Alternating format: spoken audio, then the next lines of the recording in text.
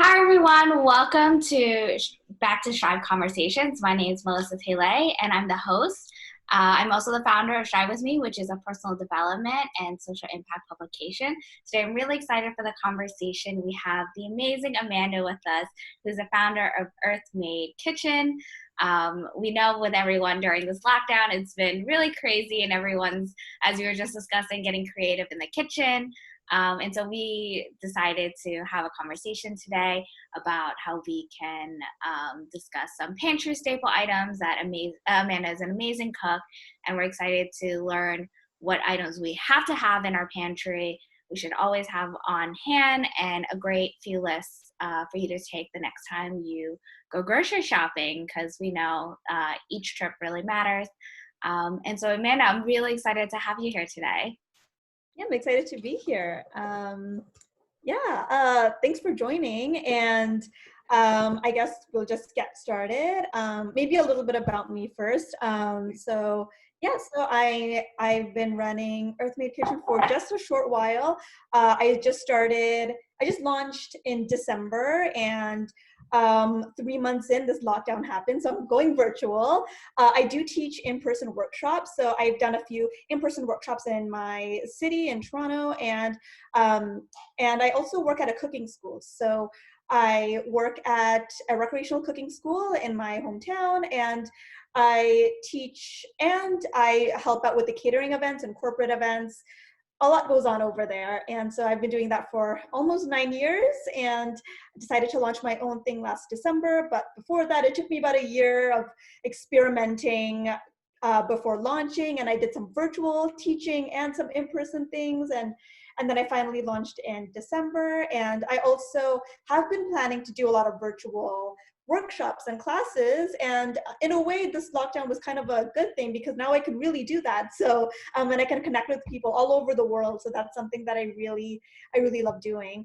Okay, so I guess we'll get started with must-haves in your kitchen during this time. I want to start off with spices and seasonings. So do you guys, what's your thought on that with spices and seasonings? Do you have a variety of them in your pantry? Yeah, I think for me, Italian seasoning is always a go. I also like having extra like oregano on the side. I will say this lockdown has caused me to diversify my seasoning. I've added, based on the different dishes that I've been like obviously craving because we can't go out to eat. I've been making things like Vietnamese beef stew, which includes like a star anise, cinnamon, and interesting things. I've also added a few different spices. Been trying things like turmeric. I know that's on your list that we're going to talk about, as well as a few others. Awesome. How about you, Danielle? Yeah, same thing. I've been trying to do more spices and like limit the salt and everything. So that was normally my like kind of like my go-to. So I love garlic. Yeah. So I do a lot of garlic powders and curry powder and different things like that to like spice my food up, and just to kind of sometimes just changing a little bit of give it a little spice. It changes the flavor of it and gives it a kick and makes it feel like it's new, like it's a new dish or something.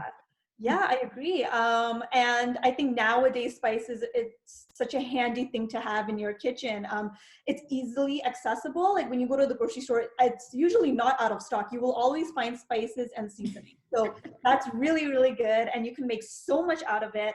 So I can show you some of mine. So I don't know how you guys organize your spices, but I don't know if you can see. I have mine in these containers, so I like to keep mine organized with, and I wrote down like what it is. So I have like dried oregano, cinnamon, chili flakes. So I have it all stacked up in my pantry. And I want to show you a few spices that I have and seasonings. So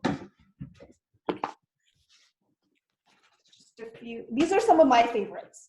So these are very versatile. I love these seasoning blends. I highly recommend you get them. I don't know, have you seen these before? You probably have. It's in the grocery store. These are the Clubhouse brands. So these are the Clubhouse seasoning blends.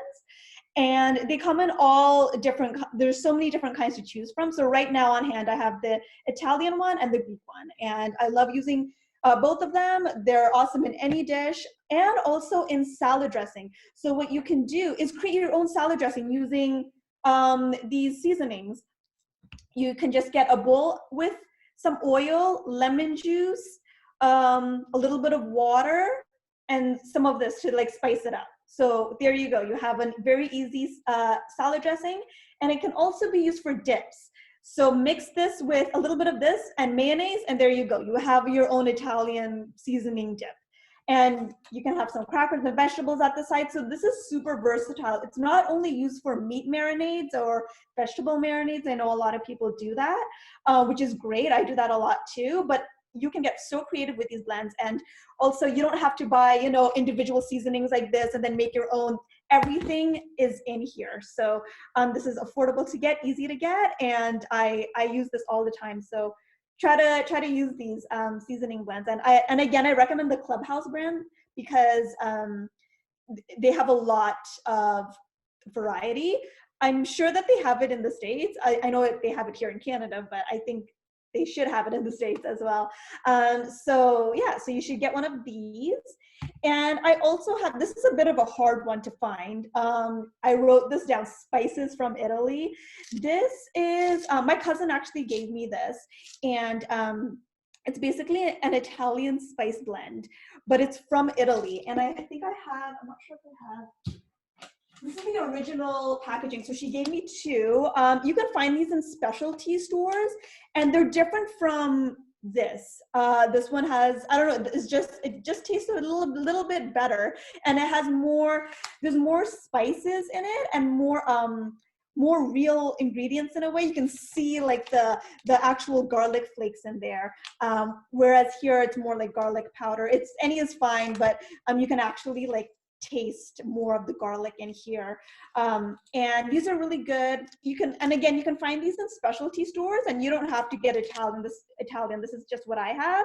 You can get a variety of them. So if specialty stores are open, you can treat yourself to a nice fancy spice blend or seasoning blend. Yeah, I think it's interesting. Something I've discovered is that the same spices from different places in the world taste completely different, right? So a common example is curry. When we think of curry, we think of Indian food, but Indian curry is very different from Japanese curry, which is very different from like Jamaican or Caribbean curry. And same thing with, so for me, I use a lot of like chili powder. And when I went to the Asian grocery store, I bought chili powder, which is completely different from the chili powder that we have in the regular grocery store. And I can tell you, the Asian, specifically, I think it was Thai chili powder, was 3 times more spicy than the regular chili powder in the regular grocery store. And I made that mistake of using the same measurements, even though I don't typically measure. Someone made it and use like a teaspoon or a tablespoon of chili powder. And when I tried it, I almost like threw it back out because I was just like, why is it so spicy? He's like, oh, I just used the chili powder 1 teaspoon. And I was like, wait, did you use the Asian one or the regular one? He's like, oh, this one. I was like, no, that's the Asian one. You have to be really careful with that. So in a way, it kind of, a lot of the spices kind of have the same characteristics. At the same time, you kind of want to be mindful that different regions, based on climate, based on taste and preferences, they do have a slight different taste and effect. I agree. Yeah, for sure. It's so different around the world, and I can just tell just from this what I compared right now, like the Clubhouse seasoning versus this Italian seasoning from Italy. It's so much more different, and it does have a stronger taste. I do find that this has such a strong taste. It's really good, but it is a little bit harder to find. So and it's interesting to hear about the chili, the seasoning that you tried, Melissa. I actually don't eat too much spicy food, so I think I would get the regular North American chili powder. That's a good idea. I also have, I love using this too. This is za'atar. Have you guys used this before, the seasoning blend. I've It's never heard have you heard of it, Zatar? I've never tried that. I've Oh. seen it. I've never tried it. No. So another great blend, and another great blend to get creative with. So Zatar, you can use this for chicken. I use it for chicken a lot, like as a marinade, and it has a similar effect to these seasonings. Basically, you use it as a marinade. It's mainly used as a marinade, actually, for chicken, vegetables. You can even kind of brush a little bit of oil on top of some naan bread or some pita bread and sprinkle some of this on top, and it's just a boost of flavor. So the ingredients in here, there's so many things in here, which makes it really tasty. So some of them is it's a salt, spices, sumac, thyme, and sesame, sunflower oil. So there's a blend of different spices in here. And if you look closely, there's actually bits and pieces of sesame seeds. So there is a lot of sesame seeds in here, along with a variety of dried ingredients or dried spices. So this is really good to have. It's really handy. It's really tasty. And you can use it for so many things too. So it's often used for Mediterranean cooking. So I've used it for mainly for like a chicken marinade or a vegetable marinade. But this can be used for a lot of other things. And even just to sprinkle on top any dish, like if you're making, I don't know, like a salad, if you want just a little bit of this on top, it goes really well. And when it comes to Indian cooking, do you guys make Indian food sometimes, maybe? I love it. Yes. Yeah, me too. I love Indian food too, but I don't like too much of like spicy dishes. So I get creative when it comes to Indian food. I don't really put too much spice because I personally don't. I can't tolerate too much spice, but I love garam masala. Have you heard of this or seen this before or used it? Yeah, This I've actually started experimenting a little bit, but I think I kind of, because I'm very familiar, and I think Indian spice has such complexity, which is the beauty of the cuisine. I'm still looking to learn how to deepen the flavor from like the jar, because I bought like a tikka masala from I think it was like one of the grocery stores, and I was like, oh, it's not spicy, but I feel like I want to deepen the flavor. So getting masala seasoning and other things like that, I think will be helpful. Yeah, I absolutely agree. This adds a lot of flavor, a lot of depth into the dish without too much spice, actually. Mm-hmm. So if that makes sense, it's It's kind of like, heat spice. yeah, it's like there's a kick, but it's not really spicy. So that's what I love about garam masala. It has all these flavors in it, and yet it's not too spicy because I can't handle that. So this is There's really no judgment. There's no judgment in that. a lot of people can't handle it, but I love Indian food, and so just from the ingredients, there's cumin, coriander, chili, cinnamon, cloves, mustard, black pepper, nutmeg, cardamom. There's a lot in here, and you can make so much with this. And just simply making curries, like you can make this with. You can use this for curries, and if you want to get creative, you can also use it in a dip. Just mix it in some yogurt, and there you go, like a masala dip, and just eat like, I don't know, fresh veggies at the side or something.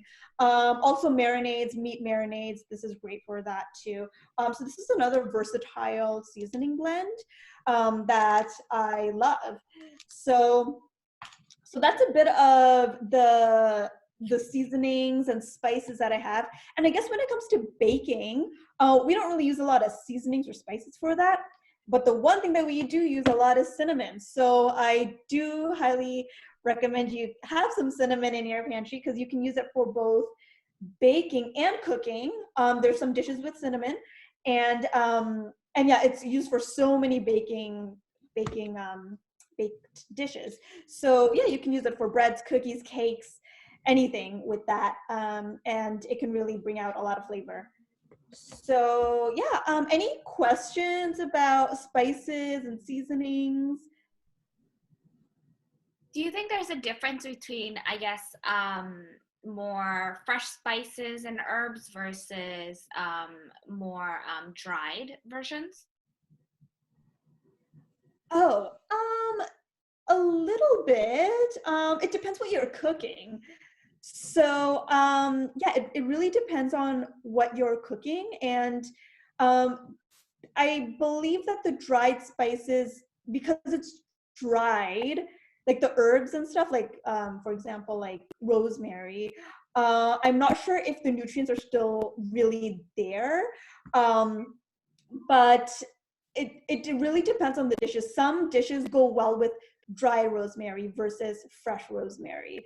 So for example, if you're making, I don't know, like chips, like homemade, like a rosemary chips, for example, with pita bread. So rosemary pita bread chips, pita chips with rosemary. I think using dried would be a little bit better because chips are already kind of dried itself. It's already kind of a dry food. So pairing that with dried seasonings or dried herbs like rosemary go really well together versus something that's fresh. But it's, if you want that really strong flavor, I believe that fresh really has that. But then with fresh, it may kind of, I guess, go bad a little bit faster. So that's something else to think about when you're making certain dishes. So it all depends what you're making. I use both. So yeah. Yeah, I think that's amazing. And I know that in the list we previously discussed, great pantry staple seasonings include Italian, paprika, turmeric, which is getting really popular now. And that's something like I bought as like a small container because I'm not very familiar with turmeric. I know it's very good for you, and I'm like experimenting with different things. So I bought like a little sampler size versus like the bigger container. I know garlic powder we discussed before as a great staple, especially if you accidentally run out of garlic, or it's just a different way to add a little bit more to your dips and seasonings and marinades, as well as cinnamon for baking. Wow. Maybe I could just talk about turmeric for a bit since you mentioned it. Something that, what I love about turmeric is that I love the color. So yes, it's good for you, but it really brings out a lot of color in your dishes. And I think I have something in my fridge that I'll show you. Yeah, you know what's funny? That's something that I discovered about turmeric too, is because I was making roasted vegetables and I thought, hey, why not throw some turmeric in there and experiment and familiarize myself? And I feel like it's more color than it is taste. It isn't as impactful as a spice as I would think curry or chili powder is, but it is very beautiful, vibrant, like a mustard yellow. Yeah. So I have some turmeric rice here. I made this a while ago, and it's so easy to make. If you have a rice cooker, you just put some rice, like how you usually make it, and just put a sprinkle of turmeric, not a lot because a little goes a long way, into the rice cooker. Let it cook, and your rice will turn yellow. So when you go to restaurants, oftentimes in restaurants they make that yellow rice with saffron, and saffron is a little bit more pricier. And it takes a while to make because with saffron you have to crush it to release all the color, and to crush it to kind of make it smaller so it can go evenly in the dish. It takes a long time, it's more expensive. So an alternative yellow color to a lot of dishes is turmeric. So again, with this turmeric, you won't even know if it's made out of turmeric or saffron. It looks like really good yellow rice. Yeah, so you can just do that instead of getting fancy saffron. And yeah, oh, and another thing about spices. So I think I have, for something like dried oregano, or other spices that I can't really think at the top of my head right now, dried oregano, maybe chili flakes, and even rosemary.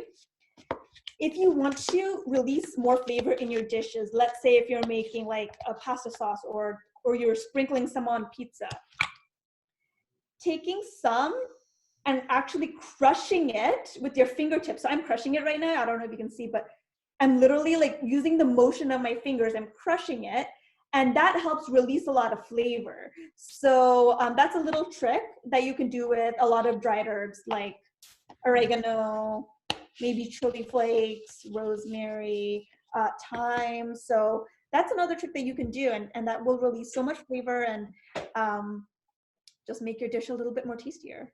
Amazing. So thank you so much for covering spices with us. I think that's something that easy ways to change up some of our favorite dishes. So let's go into like must-have ingredients that we should pick up in the grocery store. What are some of your favorites?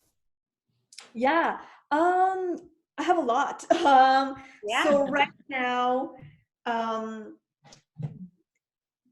the number one thing in my pantry is pasta. Obviously, I think this is like the go-to ingredient for everyone's dishes, for a lot of dishes right now. And yeah, it's easy to find. They're pretty much in stock. You do have to, well, at least grocery stores here right now are limited 2 per family, so I can only get 2 at a time. So pasta is really versatile, and you can make so much with it. And if you can't find pasta, or if you prefer not to get like a regular pasta like this, you can always get chickpea pasta or gluten-free pasta. They're more likely in stock, and I don't believe that it's limit 2 per person or per family. It's a lot more easier and accessible to get these days. It's a little bit more pricier, but it is easier to find, and you can make so many dishes out of it. So obviously good old tomato sauce, you can just put that with the pasta, or you can make your own. So this is just an example of diced tomatoes. So this is diced tomatoes. So you can get these in a can, and it's just pretty much diced tomatoes. You can also get, there's different varieties of canned tomatoes. So this is just a regular diced tomatoes. It's just the most plain one that I have right now. You can also get the diced tomatoes or canned tomatoes with spices. So it says on the can with spices and herbs. That's also really great. And you can make really fresh, tasty tomato sauces out of these. And you can get passata, which is strained tomatoes. That's usually in a jar. So that goes well with a lot of things, with not only pasta sauce, but with stews and soups. So you can get that too. And San Marzano tomatoes, those are my favorite. It's in the can. It's so much more juicier and plump than other canned tomatoes. So have you guys used San Marzano tomatoes before or know of them? Yeah. Sorry, go ahead. I just like typed it in the chat. So San Marzano tomatoes are great, like kind of canned tomatoes that you can get. And other ingredients that you can find in the grocery store that's easy and accessible. Soy sauce. I highly recommend soy sauce. It's such an easy item to get. They're usually not in stock. I mean, they are in stock right now, and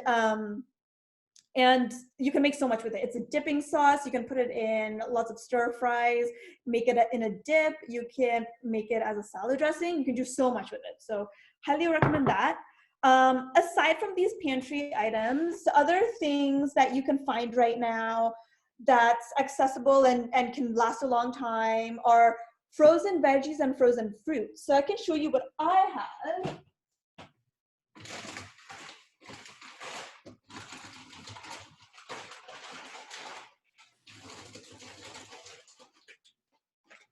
So these are just what I have right now, but there's a lot to choose from in the grocery store. So when it comes to fruit, what I have right now are dried blueberries and pomegranate seeds, or pomegranate arils. By the way, they're actually not seeds, so these things are not seeds. The seed is inside the aril. That's like a fun fact. A lot of people just say seeds. Even I have the habit of saying that, but they're actually called arils. And these are great. Like I make smoothies out of these. I use this as like a salad. I put this in salad. So what I do with these pomegranate arils is that I take it out, put it out in just like out for like 15-20 minutes, just for it to thaw a bit, and then I top it off, top like a salad off with these. And fruit, obviously this is a great frozen thing to have that's frozen, like frozen fruit. very accessible, affordable, and you can make so much with it. So you can make like smoothies. So I make a lot of smoothie bowls. You can even make your own like sauces, like a blueberry sauce for pancakes. So that's something you can do instead of maple syrup. And you can get the fruit blend. So I don't have any right now, but the mixed fruit blends are really great. You can find them like in any grocery store basically. And it says like fruit blend on it, and there's a variety of them. So you can make so much with that. And obviously veggies, it's good to have.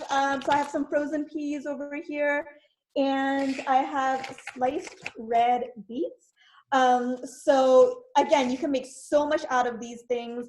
And what I love about this actually sliced red beets is that the beets are already sliced. I'm not sure if you guys have it in, they probably have these in grocery stores in the States too, but they're already sliced. So I don't need to slice them. I can just cook with them automatically. So I made some soup with these beets, and you can just make a lot of dishes with beets, like salads, and just you can bake with them.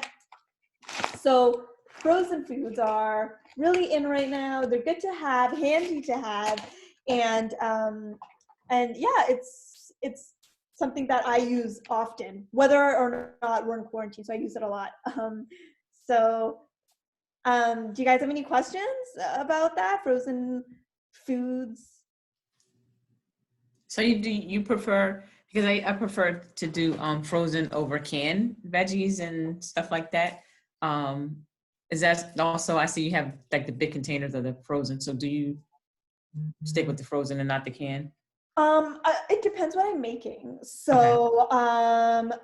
Like for example, with peas, I do prefer frozen. And if I make, I don't know, like pasta carbonara with peas, I kind of like the frozen peas better. I just find it's more of a texture thing. I find that the canned ones are a bit softer, whereas the frozen ones, they have like, it's not really hard, but it's not as soft, and I don't want it too soft. So it depends what I'm making. I do have I do use canned veggies too, but it all depends on what I'm making. If I'm making a stir fry using like a corn, I prefer to use the canned corn. So yeah.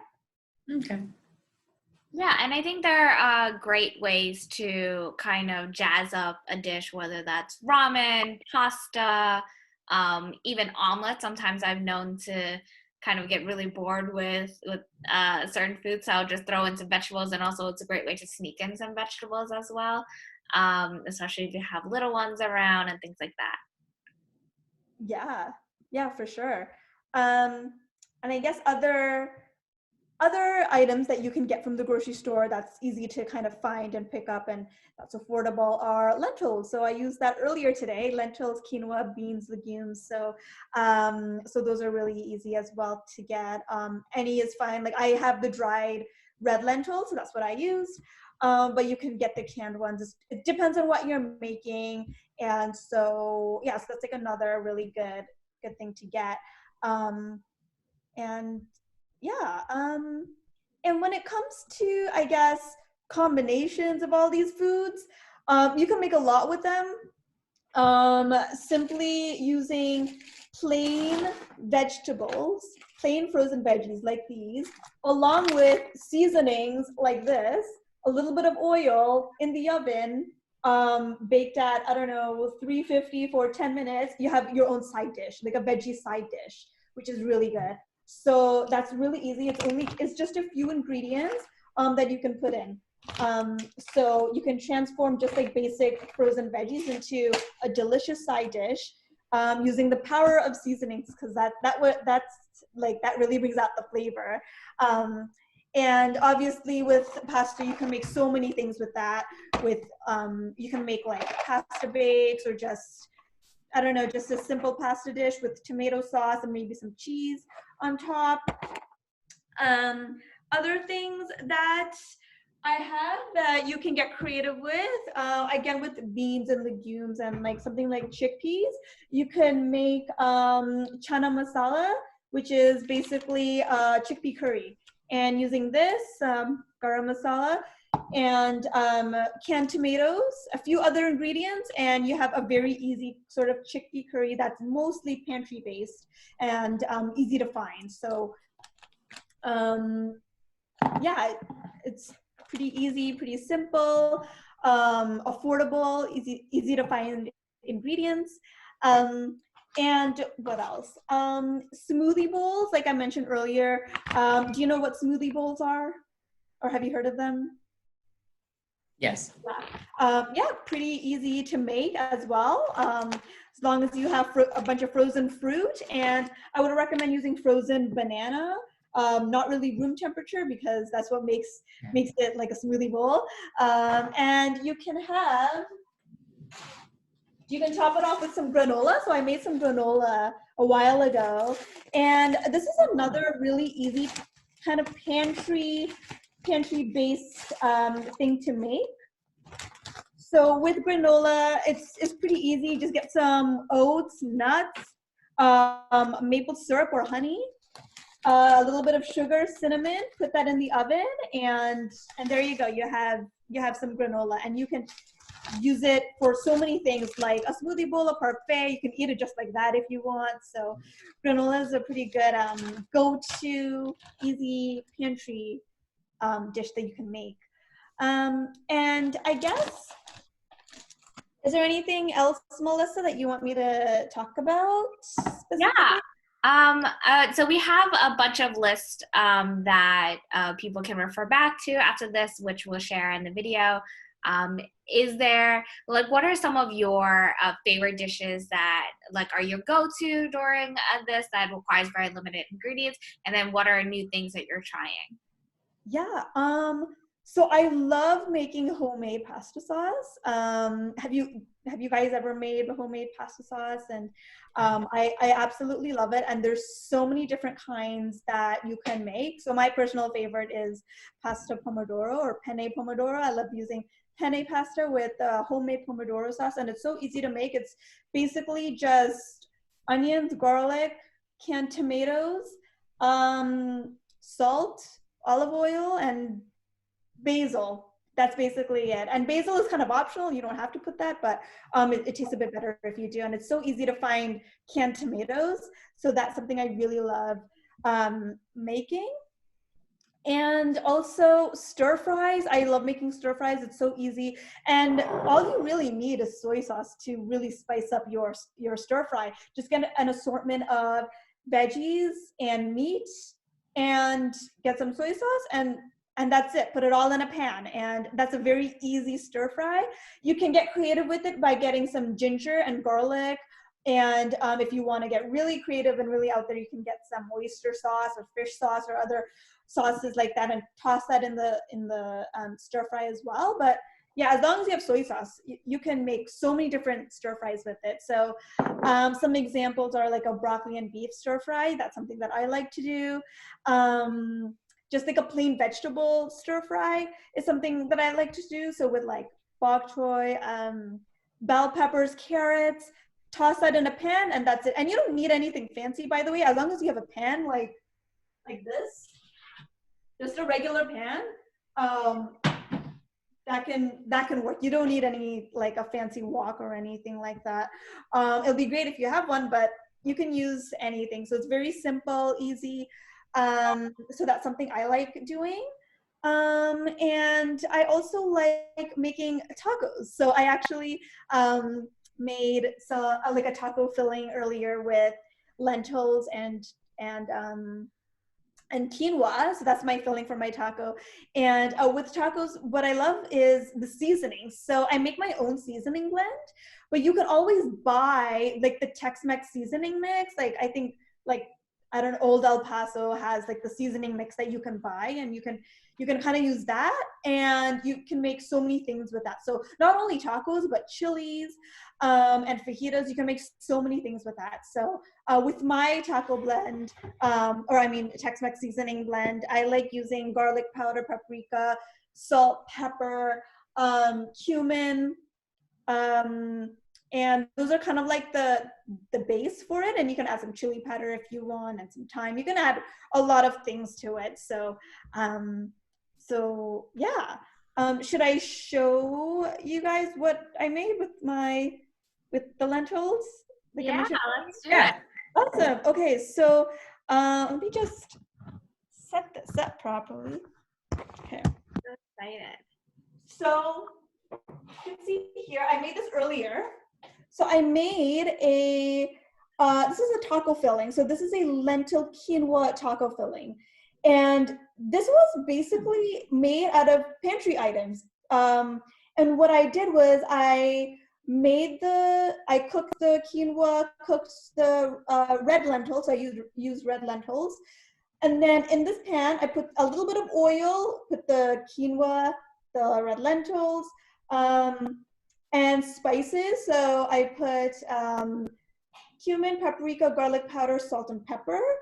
And then I put some canned tomatoes and I mix that all up, and there you go. This is my taco filling. This is so easy to make, and this was all using pantry items. And I have another handy pantry item, tortillas. So this is obviously easy to find, easy to get, easy to use for so many dishes. So like tacos, fajita wraps, enchiladas. And you can also freeze tortillas if you want, and you can freeze bread. It's totally fine, and you can use it for days to come. So I'm just gonna build my taco because it is Taco Tuesday. So I'll show you right here. So I have my tortilla, and I'm just going to put a little bit of my filling. So this is a great vegetarian, vegan option to make. So if you're vegetarian or vegan, or if you have friends that are vegetarian or vegan, this is a really great, easy dish. So remind us what's in it again. Yeah, I'm actually going to post the recipe on my blog. Oh, but it's quinoa. Maybe I can have the packaging here. So I just used a regular quinoa. So this is what I use. So just a regular, normal, like the most average quinoa you can find. I use quinoa and then red lentils. So I can show you that as well. So this is what I have, just regular red lentils. You can use brown lentils if you want, or other kinds of lentils. I just had red lentils, so that's why I used it. And some canned tomatoes. So I use a little bit of the diced tomatoes that I showed earlier. And my spices. So I have garlic powder, paprika, and cumin here. And of course, salt and pepper. So I have some salt and pepper here. And when I was cooking this, I just put a little bit of oil, and then I just kind of mix everything together in the heat. So very easy to make, and lots of nutrients. And it looks really good too. I can't wait to eat this. So I have some other stuff. I'm gonna put some lettuce on top. You can get super creative with this. And I have some cherry tomatoes. And what I did here was that I sliced them to make it look like that. Looks really cute. Put some like that. And I also have, take it out, some avocados. I'm just going to kind of get some slices out here.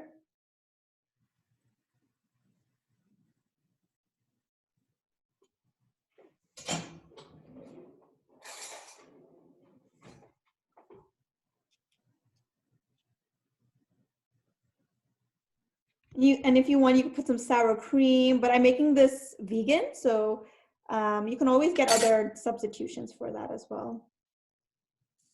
Wow, that looks like a great taco. Right? That's so pretty. And obviously, you can put some cheese on top if you want. There's so many things you can do with tacos, and there's so many flavors you can play around with.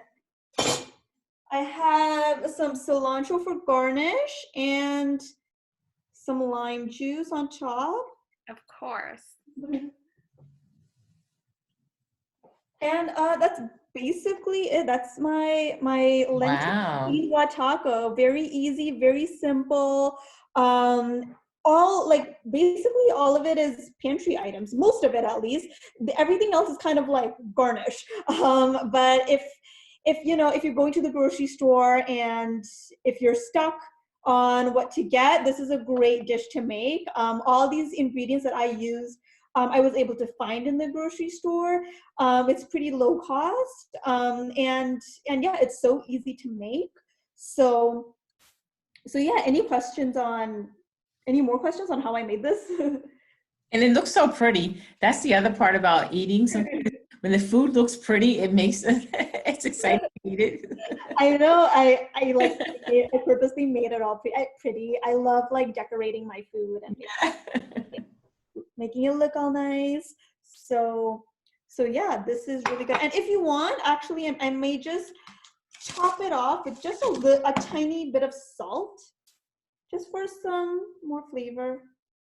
And yeah, and that's my taco. So yeah, it's a pretty easy dish to make. I'll definitely post this on my blog. I'll post this on Instagram, and yeah. So any other questions or comments about what I showed you guys? No, looks good to me. Okay. You gave me some ideas though. I'm like, All right. Yeah. So we're going to close down on the video. Feel free to stay on as we continue the conversation. Thank you so much for everyone for joining this week's Strive Conversation with Amanda from Earthmade Kitchen. Next week, we're having Brian Nguyen, who is a licensed clinical social worker. And we're going to talk about the influence of culture on mental health. We're excited to see you next week. And keep on striving, everyone. Thank you.